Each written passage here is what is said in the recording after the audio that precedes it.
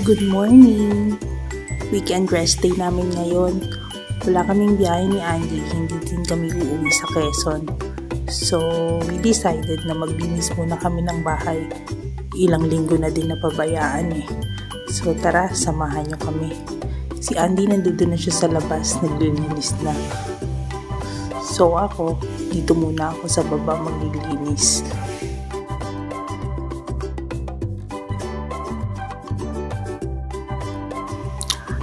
Bago maglinis, magpe-prepare muna ako ng breakfast.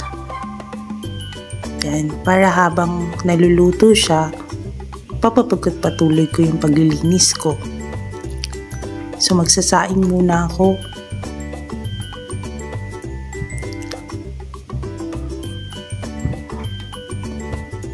Yun nga lang, hindi namin napansin na wala na palang bigas. Oh my God! So sasabihin ko na lang kay Andy na bumili muna siya sa tindahan. Napabayaan na talaga yung bahay. So hanapin ko si Andy. Ayun siya, nagwawalis. Pabibilin ko muna siya kay Kuya Glenn ng bigas.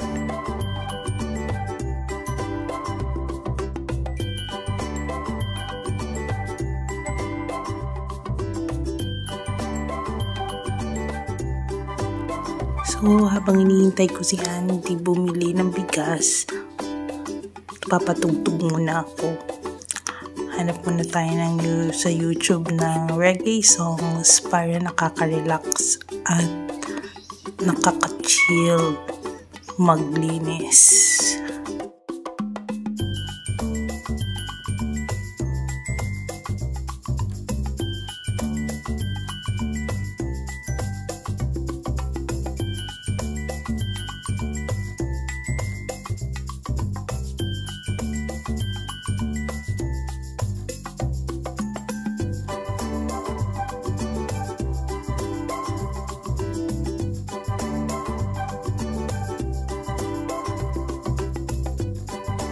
Wala pa din si Andy, so mag-chop na muna ako ng pork. Magluluto ako ng adobo.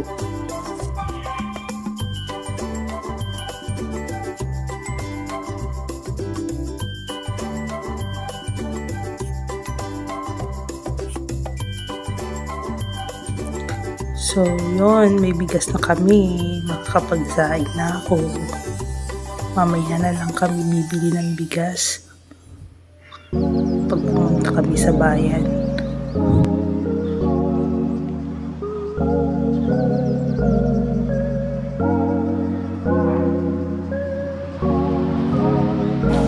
Continue ko na yung pagluluto ng adobo.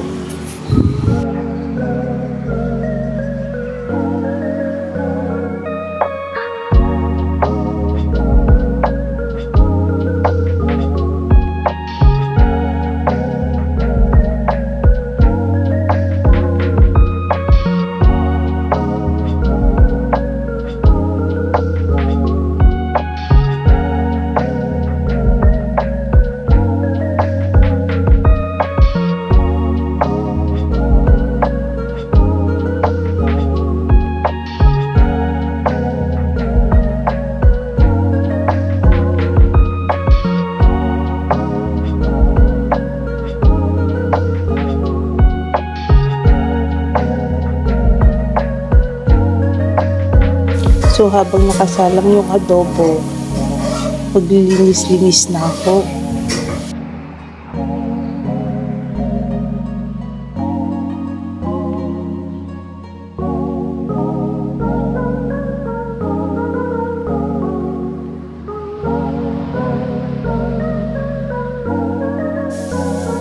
Then si Andy, nag-aayos naman siya ng mga basura. Idadaan na kasi ng garbage truck. So, luto na yung adobo. So, prepare ko na yung table para makapag-breakfast na kami.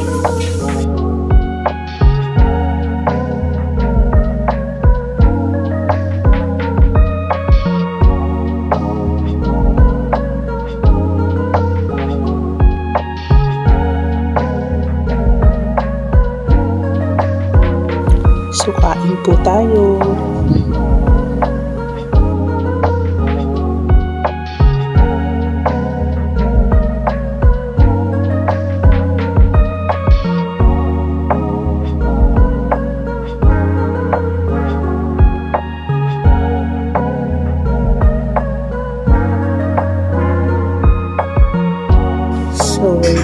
dumating na, so we have to continue na maglinis.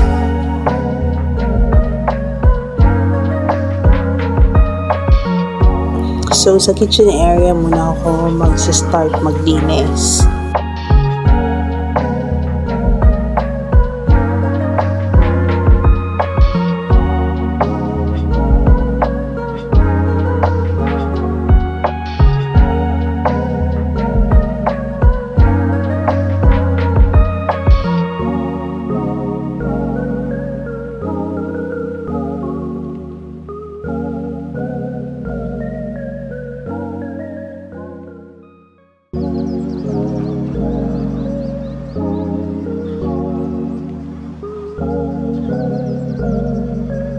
So, tapos na ako magbugas ng pinggan. Si Andy, nanili siya ng mga electric fan. So, continue na ako maglinis.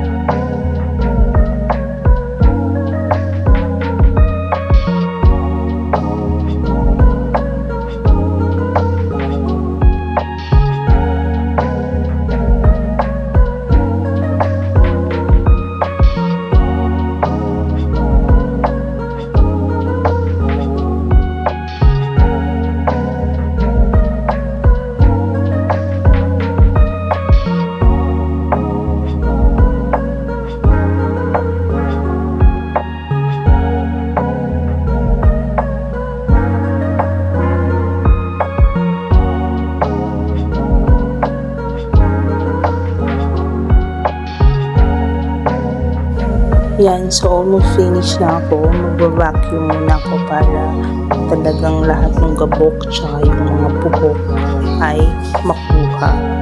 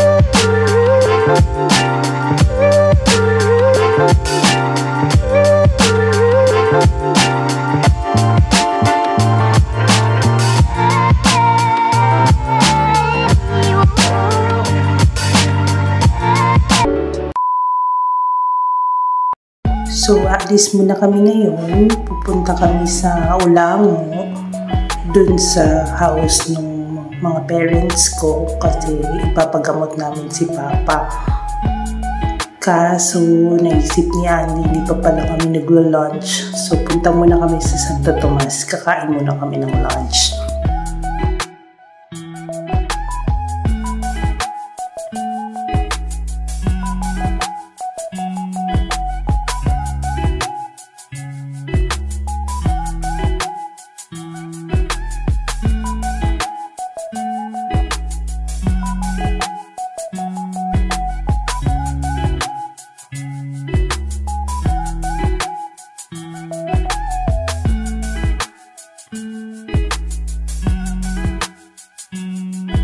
Kain po tayo.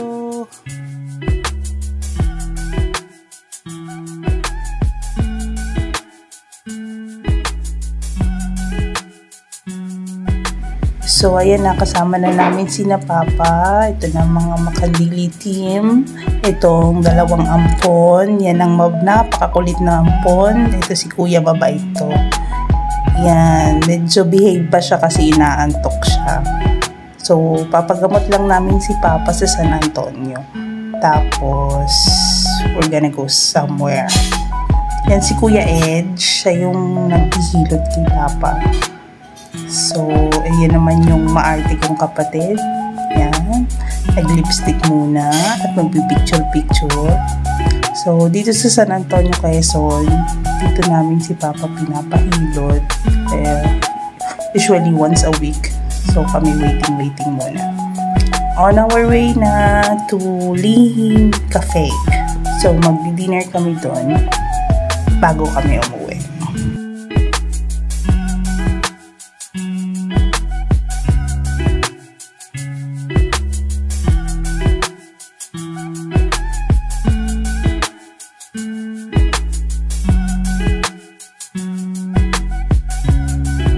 So, we're now at Lihim Cafe.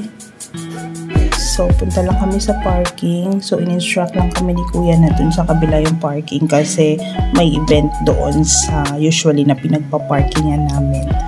So, yun nga. Then, syempre, before we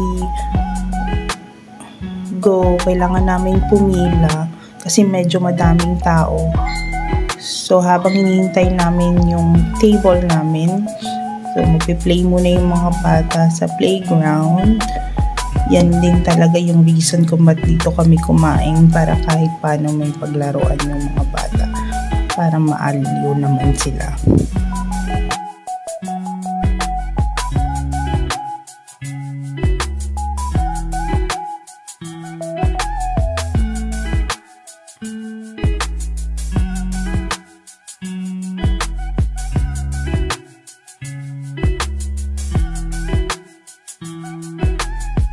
So, it's time to eat. Yan, the farm. Yan, busog na naman si Kuya Jacob. So, we're done eating. So, we're good to go. So, hinintay lang nila ako na mag-bill out. Then, we have to go home. So, medyo matagal kasi mag-bill out. Yung nagkukulitan pa yung dalawang maglola doon. So, thank you for watching, guys. See you again.